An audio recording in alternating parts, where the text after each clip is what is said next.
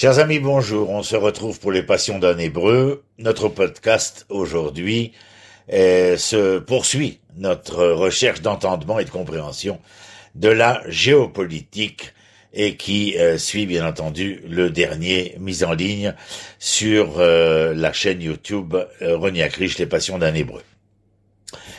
En 1952, mes amis, Truman envisagea de lancer un ultimatum à l'Union soviétique et à la Chine. Conformité ou incinération de toutes les usines de fabrication de Stalingrad à Shanghai. De l'autre côté de l'Atlantique, Churchill baignait également dans la lueur atomique. Sir Alan Brooke, chef de l'état-major impérial britannique, a noté dans son journal que Churchill se voyait capable d'éliminer tous les centres industriels russes. Avec l'avènement de la bombe atomique, la suprématie blanche avait acquis le pouvoir suprême. La menace d'anéantissement a poussé l'Union soviétique à accélérer son programme nucléaire au détriment de son projet politique. L'URSS finira par établir la parité militaire avec les États-Unis. Mais les contraintes imposées par la course aux armements limiteront son développement social.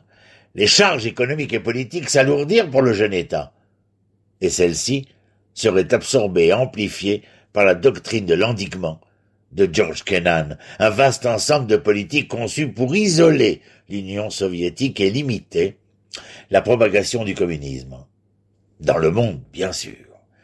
Face à un nouvel ensemble de contradictions qui ne pouvaient être résolues militairement par crainte d'une destruction mutuelle, la politique américaine visait à augmenter considérablement les tensions sur la gouvernance soviétique pour promouvoir des tendances qui devraient finalement trouver leur exutoire soit dans l'éclatement, soit dans l'adoucissement progressif du pouvoir soviétique. À la fin des années 1980, accéléré par les contradictions de son processus socialiste, les tensions matérielles, politiques et idéologiques sur la gouvernance soviétique sont devenues intolérables. Peut-être poussées par une foi naïve dans la détente avec le vieil Occident, l'administration de Mikhaïl Gorbatchev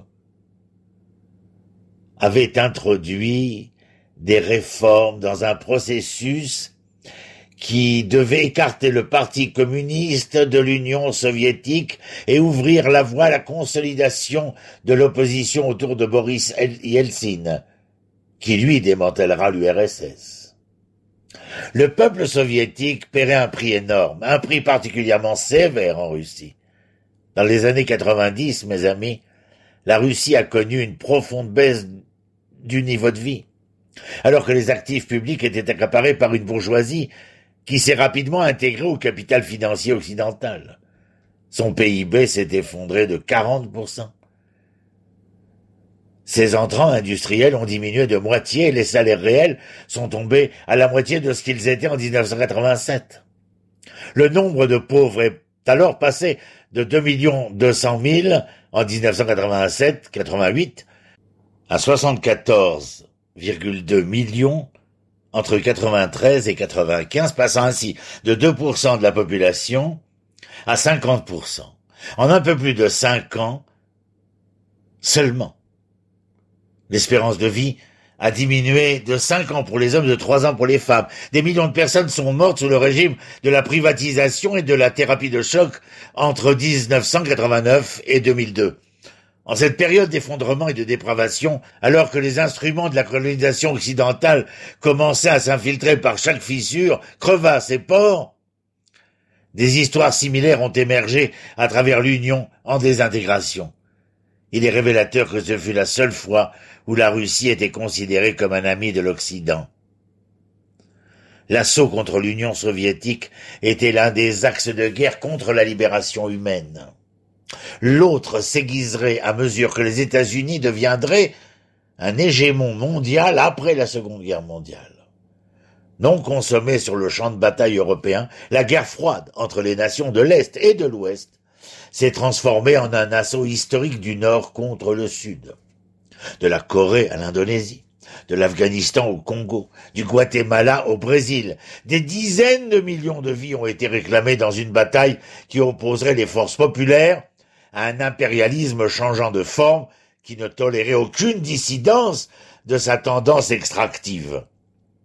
Si les États-Unis et leurs alliés ne parvenaient pas à vaincre l'Union soviétique dans une confrontation militaire directe, ils useraient d'une violence extrême au service d'une grande stratégie qui, dès 1952, cherchait à établir rien de moins qu'un pouvoir prépondérant.